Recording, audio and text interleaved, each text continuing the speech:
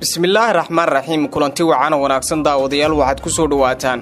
wararka uu xilligan idiin hayo Somali Live Media qodobada aad warkeena ku daawan doontaan saaxiibayaal waxa qayb ka ah doorashada xildhibaanada golaha shacabka ee gobolada Waqooyi oo lagu wado inay maalinta bari ka bilaabato gudaha magaalada Muqdisho caasimadda dalka Soomaaliya iyo cabasho laga gudbiyay ra'iisul wasaare ku-xigeenka dalka hadaba cabashadaasi maxay tahay isqabqabsi xoogan ayaa ka taagan doorashadaasi xogaa ayaan idinkaga haynaa madaxweynaha galmudug qorqor oo dalab xasaasi ah u gudbiyay Ahlusuna hadaba dalabkaasi muxuu yahay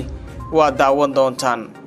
sidoo kale warkeena waxaad ku daawan doontaan xogaga Ahlusuna oo isugu tagay meel u dhow magaalada Dhuusamareeb ee caasimadda dawlad goboleedka galmudug sheegayna bartilmaameedkooda labaad iyo halka ay ku wajahan yihiin hadaba bartilmaameedkoodu waa xagee xoga dheeriya ayaan idinkaga haynaa xildhibaano ka tirsan baarlamaanka dawlad goboleedka Puntland oo soo jeediyay in Somaliland lagu daro liiska argagixisada maxay tahay sababta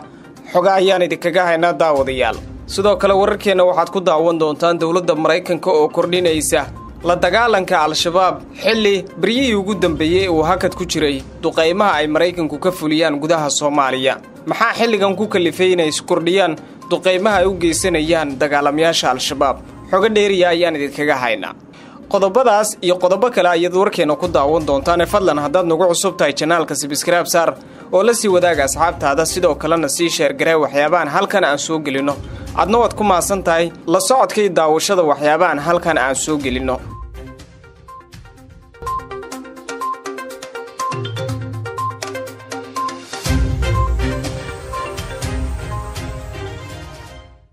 waa tahay markan aan ku bilowno qodobada hordhacda daawateen oo intaasi ka faahfaahsan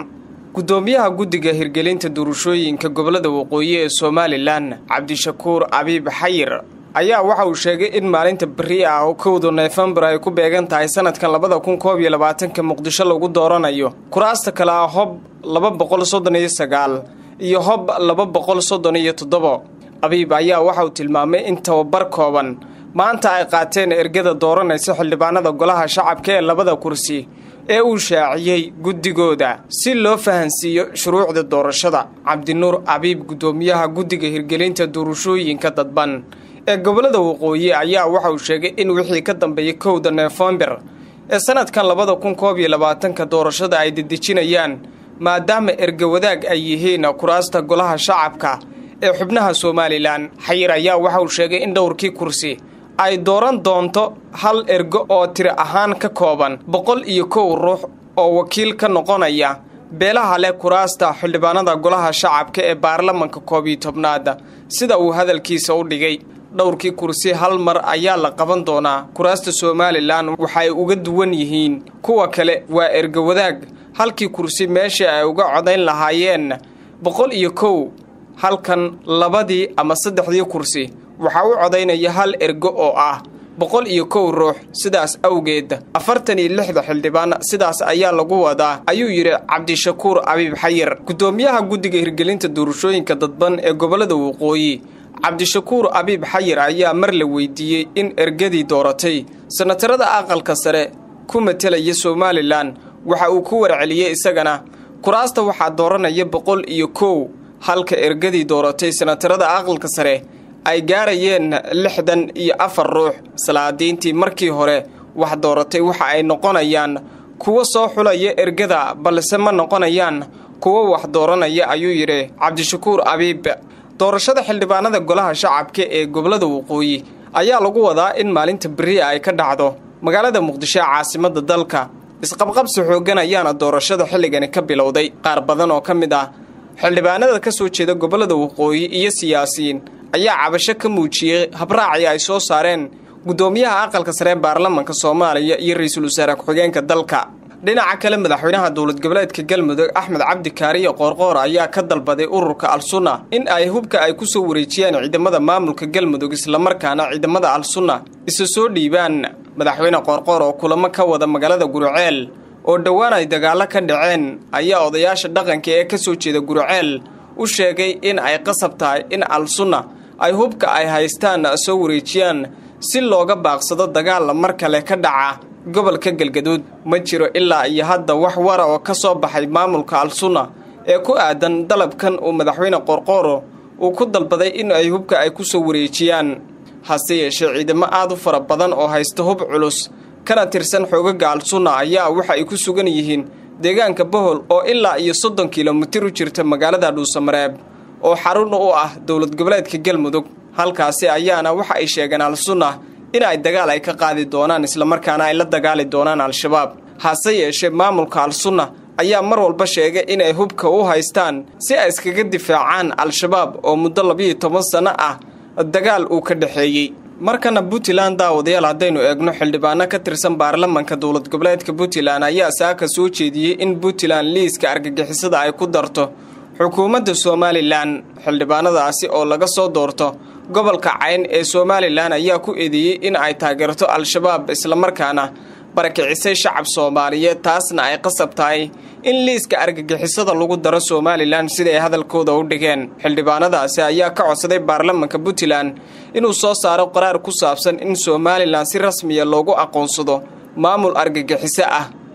xildhibaanada ayaa si adag u cambaareeyay barakicintii iyo raafkii Somaliland ay ku sameysay shacabkii u dhashay koonfur galbeed oo laga soo saaray magaalada Laascaanood ee gobolka Sool ilaa ay hadda deegaanada Somaliland ayaa waxa laga soo raafayaa dad badan oo u dhashay koonfurta Soomaaliya kuwaas oo ay Somaliland sheegtay inay ammaanka lidii ku yihiin isla markaana ay ammaanka sugayaan ciidamada maamulka Somaliland waa tahay weli daawadayaal wararkeena ayaa daawanaysaan kaaliyaha amniga ee madaxweynaha Mareykanka Dr. Lisa Sherwood taliyaha Africom General Stephen Townsend iyo kaaliyaha xogayaha difaaca ee howlgalka gaarka iyo xiisadaha hoose Cheris Mayer ayaa soo gabagabiyay safar ay ku yimaadeen Soomaaliya, Djibouti iyo Kenya kuwaas oo ay uga gol lahaayeen howlgallada ay ciidamadoodu ka sameeyaan Afrika aqalka cad ayaa sheegay in safarka mas'uuliyiintan uu ahaa horumarinta siyaasadda maamulka Joe Biden ee la dagaalanka argagixisada waxa loogu yeelo awoodsiinta wada shaqaynta howlgalayaasha maxalliga ah si ay uga hortagaan qataraha argagixisada waxa loogu yeero oo Mareykanku uu aqoonsan yahay saraakiishu waxa ay la kulmeen ciidamada Mareykanka ee ku sugan Djibouti, Soomaaliya, Kenya oo kuwaasoo mas'uul ka ah fulinta howlgallada la dagaalanka kooxda al-shabaab ayagoo caawimaad ka helaya Mareykanka booqashadeena oo dhan waxay ahayd si loo xoojiyo ogolaanshaha qataraha soo ifbaxaya iyo kor u qaadista wada shaqaynta aan la leenahay saaxiibada maxalliga iyo howlgalka midowga Afrika ee Soomaaliya ee magaciisa loo soo gaabiyo AMISOM ayaa lagu yiri bayaan ka soo baxay aqalka cad dawladda Mareykanka ayaa qorsheynaysa inay ballaariso taageerada military ee ay ku bixiso dagaalka caalamiga ah ee ka dhanka argagixisada ku sugan dalalka Afrika ee u nugul qataraha amni ee ururada xagjirka ah ay maleegaan inta badan oo ay al-shabaab qayb ka tahay ciidamada dawladda Mareykanka ee howlgalka AMISOM qaybta ka ah ayaa inta badan waxa ay howlgallo dhanka cirka ay ka sameeyaan gobolada dalka iyagoona howlgalladaasi la beegsado dagaalamayaasha al-shabaab dhowr jeer ayaa waxa la burburiyay goobo ay lahaayeen dagaalamayaasha al-shabaab isla markaana ay duqeymo ku qaadeen diyaaradaha aan duuliyaha lahayn ee Mareykanku uu leeyahay bilihii la soo dhaafay ayaa waxa hakaday duqeymaha uu Mareykanku uu ka fuliyo gudaha Soomaaliya kuwaasoo markii dambe dib u soo labakacleeyay kadib markii Joe Biden uu xilkaasi u qabtay madaxweynihii ka horeeyay ee dalkaasi Trump ayaa waxa uu xayiraad soo saaray dawladda ay Soomaaliya ku jirto isla markaana waxa uu ka saaray ciidamadiisa guud ahaan dalka Soomaaliya isagoona uga gol lahaa in ciidamadaasi la geynayo dalkaasi Kenya ayna fadhi weyn halkaasi ku leeyihiin kadib markii howlgallo badan ay ka sameeyeen gobolada dalka balse Joe Biden oo xilka madaxtinimada dalkaasi la wareegay ayaa dib u fasaxay in Soomaaliya ay qayb ka tahay wadamada ay taageerada buuxa u siiyaan isla markaana ciidamadooda ay wax badan ay ku sugan yihiin qaybo badan oo gobolada ka mid ah sidoo kale ciidamada xoogga dalka ay qayb ka mid ah tababar siiyaan kuwaas oo ah ciidanka danab guud ahaan daawadayaal warkii aad kala socoteen Somali Live Media xilligan waa naga inta tan iyo kulanti dambe saaxiibayaal intaan war noocan oo kale dib ugu kulmi doono nabadgelyo.